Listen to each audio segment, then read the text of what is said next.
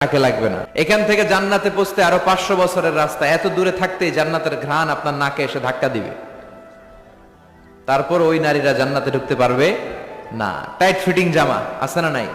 এখন বোরকার মধ্যে অনেক ডিজাইন, ইদানিং এদিকে কিছু ডিজাইন করে পরে, এদিকে করো না, এদিকে করো না, এদিকে করো না, বুঝবা না এই জায়গায় এগুলো করে। তো এগুলো করলে তার পর্দার চেয়ে তার সৌন্দর্যের প্রকাশ আরো বেশি হয়ে যায়।